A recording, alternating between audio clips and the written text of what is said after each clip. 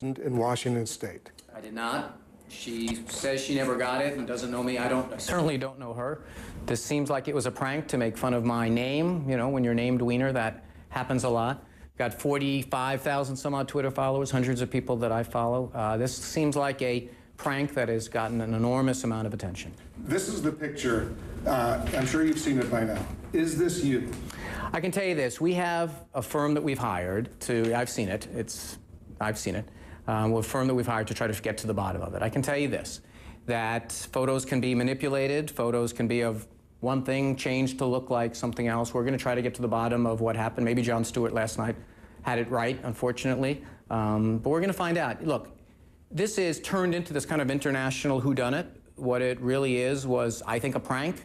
I'm treating it like a prank and trying to get back to the work I'm trying to do. I understand you want to pursue the story, and we're going to try to help you the best we can. Well, we just want to resolve it once and for all. You would know if this is your underpants, for example. The question is, I appreciate you continuing to flash that at me. Look, I've said the best I can that we're going to try to get to the bottom of what happened here. But, you know, I just want to caution you, and you understand this, you're a pro, that photographs can be manipulated, photographs can be taken out from one place and put in another place, photos can be doctored. And I want to make sure that we know for sure what happened here. It certainly doesn't look familiar to me, but I don't want to say with certitude to you something that I don't know to be the certain truth. But I do know some certain truths here. I didn't send any Twitter picture. The person who allegedly it was sent to, this poor woman who was frankly a victim in all this, didn't get it. She put out a statement saying as much. I don't know her. She doesn't know me. It seems to me that this is what goes on in the internet world, in the social media world of 2011, that sometimes these things happen. Hundreds of thousands of times, just about every week, people have spam and hacking that goes on. It seems like I was a victim of that, and I don't consider it that big a federal offense, but people want to pay attention to it, and I guess I get it. When you're named Weiner, it kind of goes with the territory. Have you ever taken a picture like this of yourself? I can tell you this, that I have photographs. I don't know what photographs are out there in the world of me. I don't know what things have been manipulated and doctored. And we're going to try to find out what happened. But the most important reason I want to find out what happened is to make sure that it doesn't happen again. Obviously, someone got access to my account. That's bad. They sent a picture that makes fun of the name Weiner. I get it.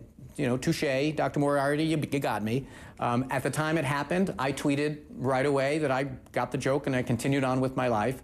And I think that frankly, that's what I would encourage everyone to do. I don't believe that this is a big federal issue, but people are free to pursue it if they want. But you would like to get to the bottom of it. So the question is, have you asked Capitol Hill Police or New York Police or FBI or any law enforcement authority to investigate? Have I called the cops or the FBI because someone sent spam? No. However, I did get a law firm who specializes in these things, who specializes in white-collar crime. I've got someone who is, and they're going to get someone who's an internet security expert to try to get to the bottom of how we secure my accounts. Every day, Wolf, people have stuff like this happen. It's regrettable, but it's true, every day. Every day, it doesn't become a federal case.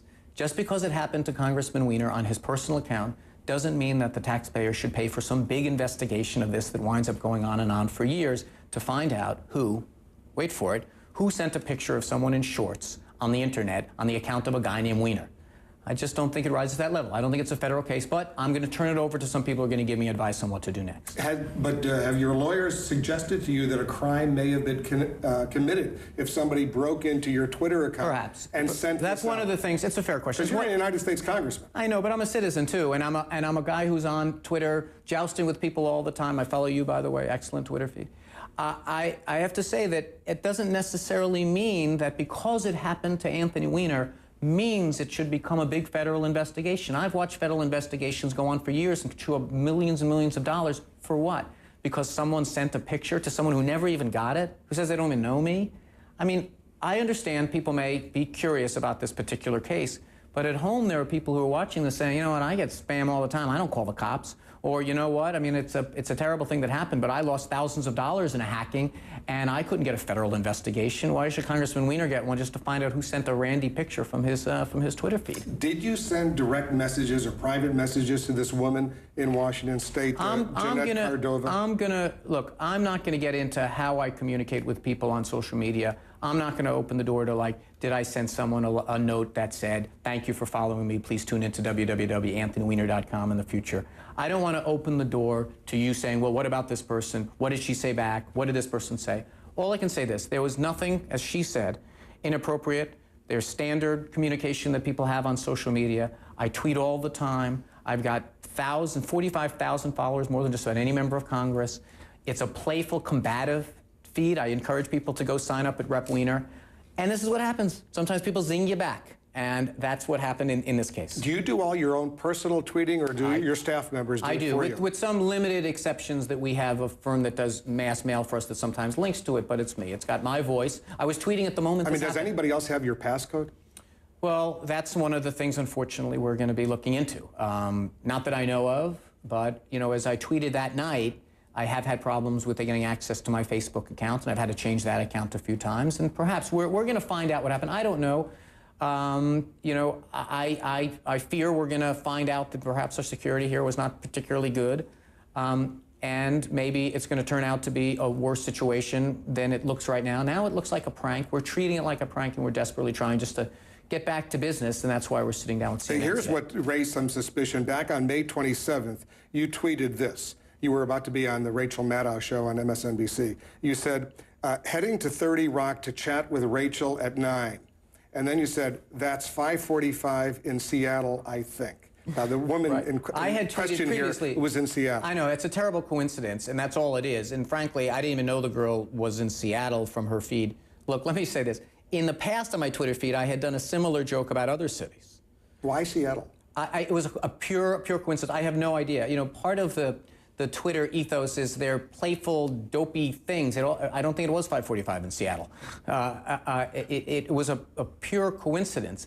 And frankly, you know, it's questions like this are why I was a little bit testy yesterday. It's like, at what point does the line get drawn where you say, you know what, this is just ridiculous now. You want to go back and look at my Twitter feeds and you find some time that I referenced Seattle to link it back to this group. You know, I tweet hundreds of times, and I say all kinds of things. A lot of the things I said are very combative about Republicans. Very, you know, I'm a very feisty, you know, I follow you on Twitter. Right, so and you know how feisty I am. I mean, you know how I lean into it and how I take pokes at them all the time. And, you know, a much more reasonable line of question would be like, maybe someone punked him back, you know, to get even for all of those times. That's what I thought at the time. And yet, you know, and I would just say, you know, this person or anyone else who follows me, what did they do wrong here? They've done nothing wrong. Why should they be getting reporters hounding them? Why are you following Congressman Weiner? Why should I have people showing me pictures of your followers and say, why do you follow this person? Well, this is Twitter. You follow people sometimes because they ask you to follow. Why does that person deserve to have their face splashed in the New York Post? It's just there's a level of this, Wolf, that has gotten a little crazy. And maybe I contributed to it by maybe not being direct about it. Maybe the statements I put out on Saturday and Sunday. Maybe having a gaggle of cameras follow my wife and me taking a walk on Monday didn't do the trick. I came here yesterday convinced I want to talk about the debt limit. I want to talk about health care reform. Let's go through a couple other things, and then I'll let you move on to the debt limit, health reform, and all of that. Thank you. Back on March 13th, a woman named Ginger Lee, who's a stripper apparently, she tweeted this, and I'll put it up on the screen. You know it's a good day when you wake up to a DM, a direct message, from @Rep. Weiner. I'm a fangirl, y'all. He's my trifecta of win. Do you have any idea who this woman is? Were you sending her direct messages? This is another person who has gotten dragged into this for no reason other than she was following me and asked to be followed by me. She was following and asked to be followed. I think what this is about is a fairly pro forma thing that goes out that I send out to people as I follow them. Thank you for following me. Please check in at anthonyweiner.com. But honestly, Wolf, just take a step back and listen to where we are now.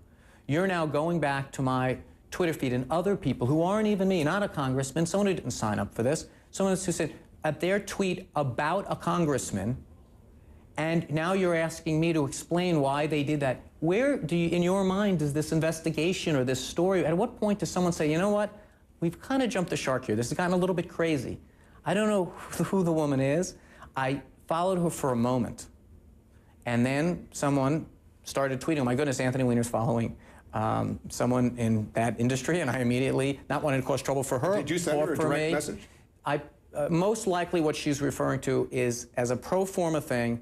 Thank you for following Congressman Anthony. Thank you for following me. Please stay tuned to anthonyweiner.com for updates on other things going on. That's probably what she's referring to. But I want to ask you, does this person, what did she do beyond tweet something that she's a follower of mine? You can probably find hundreds of people that did that. And I just would hope you'd leave these people alone. I mean, come hound me, but they didn't do anything wrong for following me on Twitter. I mean, honestly, is that really where we've come to? I guess one of the questions is you deleted some photos from your Twitter account. Why did you do that? I deleted all. I had no idea what had happened that night, and I was a little bit freaked out by it. I deleted everything. Have you asked some of your followers to delete photos? From my Facebook account? No, from your Twitter account. No, I haven't. I mean, I'll tell you what happened that night. I mean, I was literally there tweeting about hockey. You know, for those of you who follow my Twitter feed, my bloody TiVo didn't record enough time, so I missed the end of the Tampa Bay Boston game. And I'm a big hockey fan, and I tweet about hockey. And I see this thing pop up. I immediately delete it, okay? I immediately delete the photo. I thought I deleted, I mean, I'm not 100% sure. I deleted the photo, and then this, without any password or anything, I was able to get into the account where this photograph was hosted somehow. And I deleted that and other photographs that were in there as well, although there was nothing very controversial there. But I deleted everything, and I immediately tweeted, no, my system has been hacked, you know, darn it. Are you protecting anyone? Yes. Who? I'm protecting my wife, who every day is waking up to these insane stories that are getting so far from reality. You know, we've been married less than a year. To watch her watch these stories gets crazier and crazier about what is essentially a prank, a hoax. You know, we knew we went to bed that night not batting an eye. This was a goofy thing that happened. She married a congressman, okay? She knows a little something about living in public life. She knows with that goes a certain amount of, you know, aggravation. I don't think she imagined that it would be this. These bizarre stories about people who are connected to me by 8 or 9 rings of connection on social media. I'm protecting her the best I can. I can handle myself. These poor people who are getting dragged into this with these more and more bizarre conspiracy theories. I'm protecting people who are so offended when CNN puts this Breitbart guy on and says the most outlandish thing about complete innocent people. You know, I can take the flack, but at some point when I say, you know what, I'm not going to do any more questions about that, it is to some degree to protect a certain amount of integrity to all of us, that we aren't in this place that we're constantly having this conversation about something that was essentially a prank. I know your wife, Uma. She's a great lady, and you're a very lucky guy to be married to her. Am. She works for the Secretary of State, has for a long time. How's she handling all this? Well, she's bemused. You know, she's got some experience, and she's not a public person, as you know. I mean, she went the entire campaign in 2008 with probably most Americans not knowing that she was the traveling chief of staff to Hillary Clinton. She's a remarkable, remarkable woman. As my friend Heath Schuler once said about her, you know, I've outkicked my coverage. And, you know, that something like this would take on this type, that I would wake up this morning and see on a blog, you know, some of the attractive women that Anthony Weiner follows, and one of them is my sister-in-law. I mean, it's gotten bizarre. And I know that you're doing your job. You know, I get that. You're trying to follow the story. Maybe it's because it took place on Memorial Day weekend. There's a lot of pent-up demand or something like that. But I just would hope you'd understand that, you know what, sometimes things are what they appear. Sometimes a prank is a prank. And that's why I'm trying to treat it that way. But hopefully my marriage survives my first anniversary. I hope it does too. I know you could have resolved this. You know, that performance yesterday was terrible with our Bash. I would agree with that. I mean, I thought. I mean, calling Ted Barrett, what you called him. You know, he's such a nice guy. He was. Well, he didn't act it the other day. You know, listen, I have certain rights as a citizen, as a human being, to be treated with some level of respect. Someone yelling at me, someone hectoring me. He wasn't yelling. He was just asking some questions. No, he was actually hectoring me. He's in the middle of Dana Bash's question. But let me just stipulate to this, rather than relitigating whether he is or is not a jackass. I'll leave it to someone else to decide. Let me just say this, is that I did not do that well yesterday, but look at it through my lens. Saturday, this thing breaks in the middle of the night, or in the wee small hours of Saturday. I tweet about it, basically a statement, I was hacked. Saturday, we put out a statement resolving questions about it. It wasn't me, you know, I don't know this girl, etc. The next day, well, we're going to report it to someone who put out a statement about that. The following day, Monday, this is our Memorial Day weekend, by the way, Wolf. Memorial Day weekend, we take a walk. There's some cameras out there staking out my house. Talk to them. There's a crew, I think, from CNN. Talk to them. So when I got here Tuesday, this notion that I don't care what's going on the House floor. I don't care what issues the middle class are facing today. I don't care what kind of challenges there are. We're going to talk to you about this, whether you like it or not.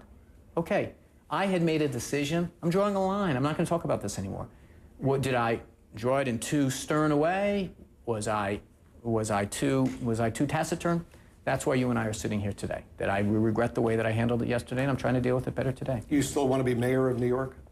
Put it this way, it's the only better job than the one I have.